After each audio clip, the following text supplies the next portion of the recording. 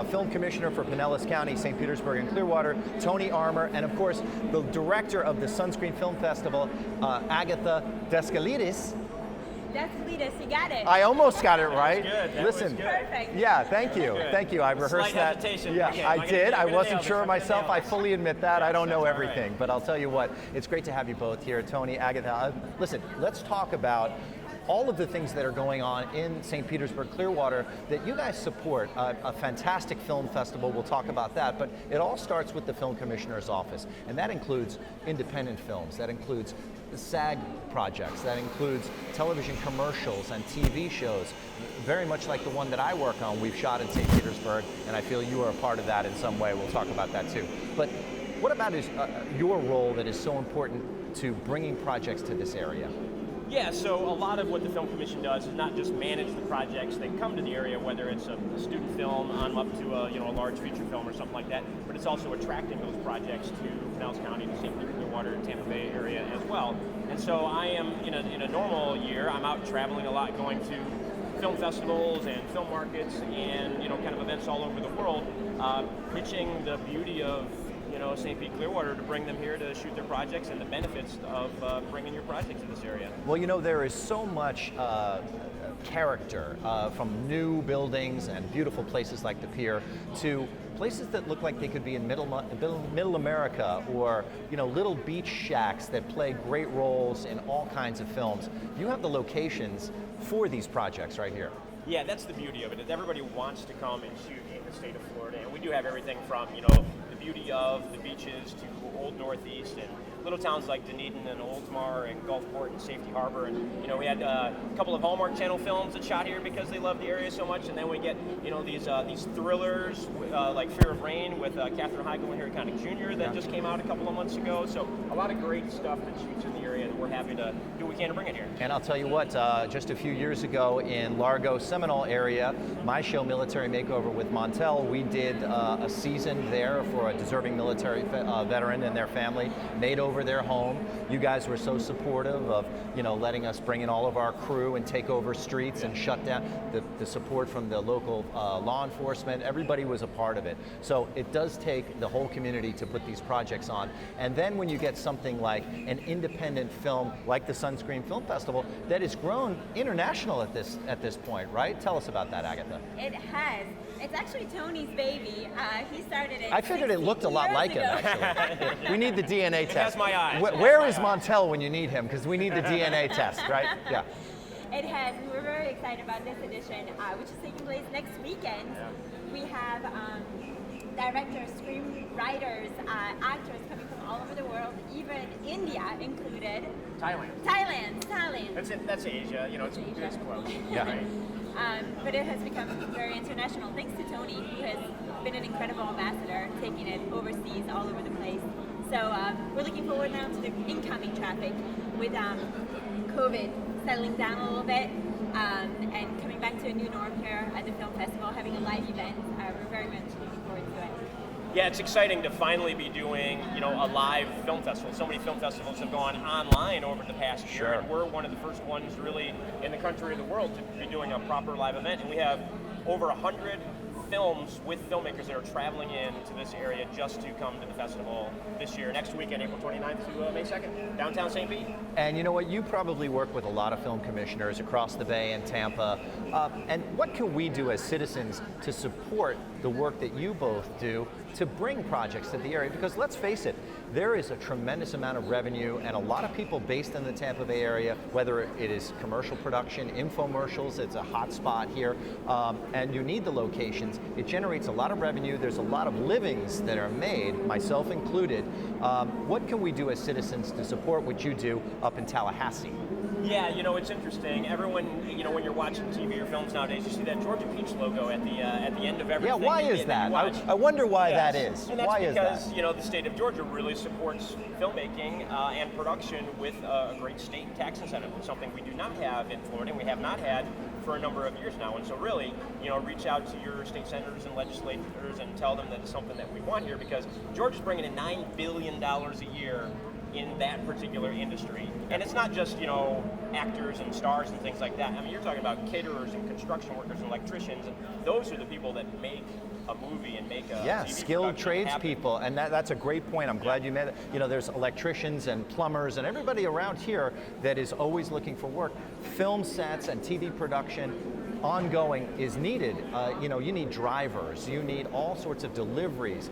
Everything is involved. It's not just actors and directors and people like our friend Christian Krempel, who's, you know, big-time producer around here, who's always bringing film to that area. And how important is it to work with independent producers as well who are bringing projects? Yeah, you know, the independent producers are kind of the lifeblood of the industry, really, because Don't tell him that. yeah, I know we don't want to go to his head or anything, right? But really, it's so important to bring these projects to the area, especially without a state tax incentive right now. These projects that are sort of $2 million or under budgeted, those are all independently produced. Those are, you know, everyday people just working hard to put these projects together. It's no big, you know, Hollywood moguls or anything like that. People don't realize the bulk of the industry is done by, you know, just all us regular folks trying to make a living and make good things happen. That's right. It's all about making a living and living your creativity. And speaking of creativity, what are you most looking forward to as far as submissions this year in the Sunscreen Film Festival? Anybody that jumps out? There's so much. There's so many. Yeah, we have 160 films at the festival this year. So maybe the opening night film was really great. A film called Electric Jesus, about a 1980s high school kid who goes on tour with a Christian heavy metal band. Wow. So that's a fun one, Yeah. for sure. And then, you know, the parties. Everybody likes a good party as well. Very safe parties, mixing and mingling, right? Yes, we're being extremely cautious. With AMC, for example, is not allowing more than 50% capacity. We're highly encouraging masks, social distancing, so everybody's looking forward to a good party, a safe, good party, and that's what I'm most looking forward to too. Let's talk about COVID and the way that it impacted the industry of film and television over the last year. Now, I know firsthand, we actually went back to work in Georgia. We had a family in Georgia last June. We started working, but again, COVID protocols. The crews are all in masks. We actually, being a home makeover show, we can actually be reality and show us wearing masks as we're working and being socially distant. How is the industry testing actors, testing crew members, making sure people get vaccinated? What's the most important part? Yeah, it's really interesting. You know, everyone just kind of had to figure it out. You know, when it first happened, everything shut down. No one knew what to do. And then, just like anything else in life, it's like, all right, this is the problem. How do we get through it? And so they set up extensive testing protocols. If you're doing any sort of a union project with SAG or Teamsters or IATSE, 3 days a week testing for every single person that is on the cast and crew. And then with the mask protocols, a new job position, the COVID safety officer, that really keeps everybody on track and keeps everything going.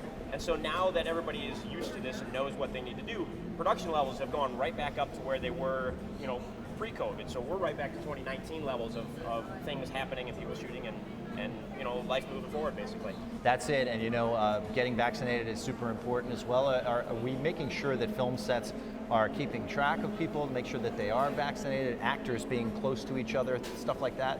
That's an interesting question. That's something that really the unions decide when it comes to that, and I don't think it's anything that they've dubbed as mandatory right now. But as we move forward, we'll see how that progresses. Same thing with travel. You know, they're talking about what's going to be required and not required for travel, domestic and international. So to be continued as far as that goes. That's it. We're sort of figuring it out as we go, and I feel like we're figuring this show out as we go as well. So I'm trying to find my segue here. Guys, thank you so much, Agatha, Tony. Look forward to the work that you're doing and support our local arts, support our local film industry here in St. Petersburg. And if you're watching from around the world and you want to bring a project to Pinellas County, this is the guy to talk to right here. They welcome your business as independent filmmakers. So guys, thank you for being here. Much. I'm going to take that mic from you and welcome my co-host Mike back. Mike is going to be talking with somebody that was responsible not only for this event that's happening now, but years past. Mike, welcome back. Guys, I'm going to ask you to step out we'll real get quick. Out of your chair Appreciate here, that. You're watching it live here, St. Pete pre-race show live. And of course, Mike, you've got somebody that was instrumental in making this all happen. That's correct. We've got former Mayor, how are you? Mr. Rick Good to see Baker, you. how Rick are Baker, you? come on in. Yeah, jump have a in seat. on over here. Robert Blackmon, City Yeah. Council, right there is good. City Councilman, Robert Blackmon. Yeah. Art, Hey, how are you? Good to meet you, Art Edmonds. How are you? Good to meet you. We are shaking here because we are washing our hands, so that's very important. And I'm fully vaccinated, so, Well, so I'm good. Fantastic. You know what? I'll tell you what. That is very important in putting an event on like this. But when you started this, how many years ago, right? You weren't even thinking about pandemics. You were probably thinking about security concerns, right? How has this race and event evolved over the years? Well, you know, it's a race evolved significantly. The first IndyCar race in St. Pete history was in 2005. So this is the 17th running of the race. And as you can imagine, that's a pretty hard thing to put together. I can imagine, yes. Bringing all the parties together to make it all happen. And the first race, you know, we had probably 35, 50,000 people over the course of the first few years. And it was, at the end of the race, people said, was it going to come back?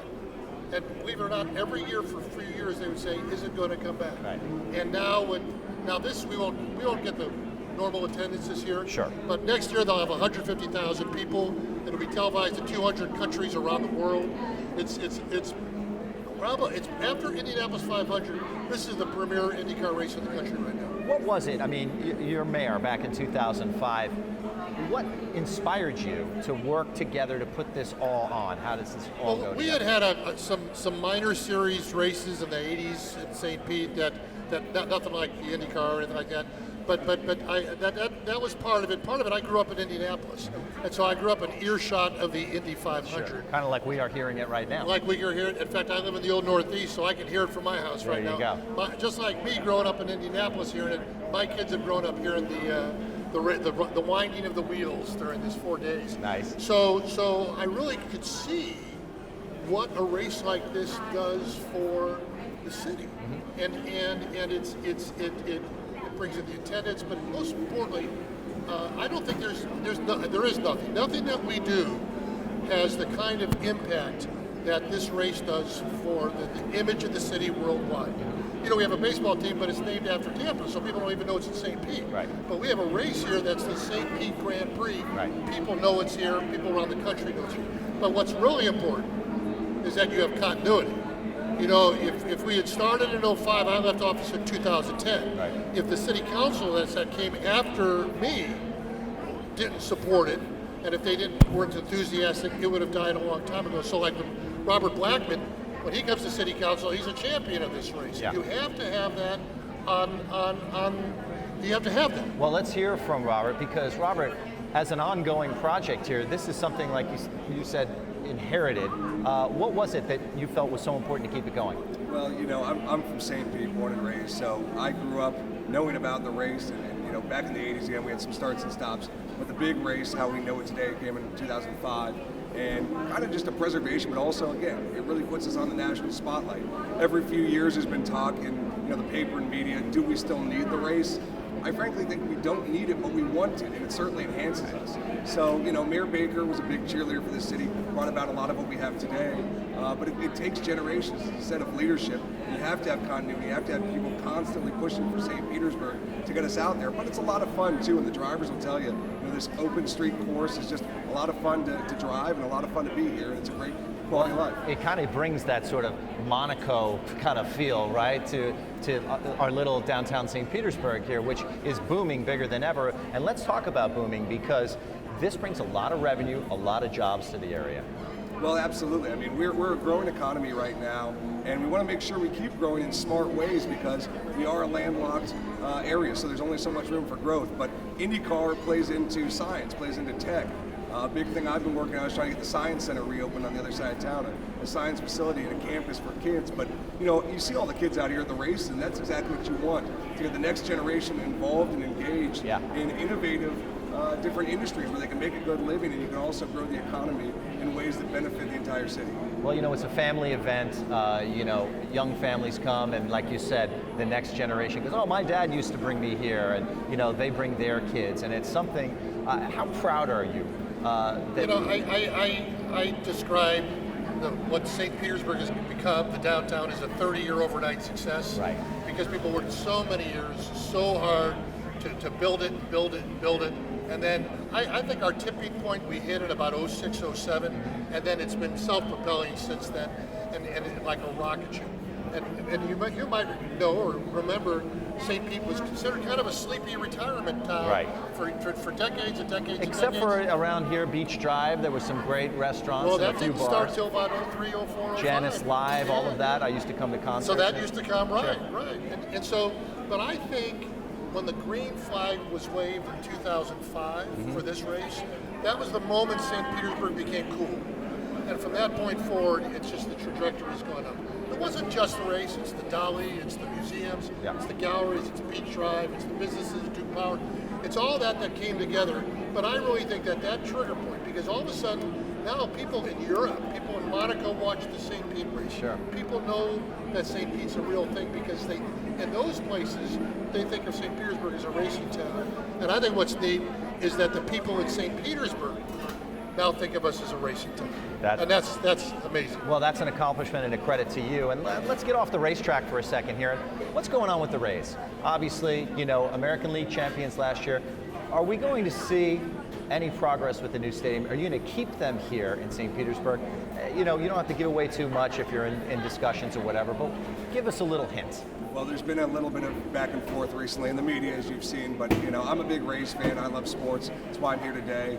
That's why I was at the Super Bowl pregame as well. But as far as the Rays, we just need to talk it out. I just want to have a dialogue with them. Maybe they do stay, maybe they don't. But we were excluding them from the talks, and that's no way to treat a business partner. So if we come to the table in good faith, and the other thing I would tell you is, for years we were trying to make something happen with the Rays, but frankly they had no incentive whatsoever to deal because they had so much time left on their lease. Right. We always talk about how ironclad it is from our standpoint. It's ironclad from their standpoint too. So now with 6 years left, it's the perfect tipping point where we could get them out early and get economic development, but they can still get the development rights because if we go beyond 2027, the city gets all the development rights. So both parties are equally incentivized to deal right now. Yeah, the time is now to start making a deal because obviously it's a great caveat for the city to have a world champion baseball team in their backyard. The effort to bring baseball to St. Petersburg was a 20-year effort also. Sure it was. And it was an enormous, we built a stadium when we didn't have a team. Yeah. People thought we were crazy. And then eventually the team came and we have it. So I do think it's important to, first of all, you have to, like Robert said, and I commend Robert for his leadership on this, you have to keep in dialogue with them. And it's like it's some levels of our government have cut off dialogue with them. That's a mistake. I think if you're going to do a stadium deal, first of all, I think it may be a little early for the city to do it. We got another 6 years. But if you're going to do a stadium deal, I think it'd be good. It's probably something you ought to say for the new administration next year in the city, and work with the Rays. Well, that's all well said, and it gives us a great insight as to how involved you guys are and how much you have put forth to bring events like the Grand Prix, to this area, and to keep our baseball team together. So, thank you for your work.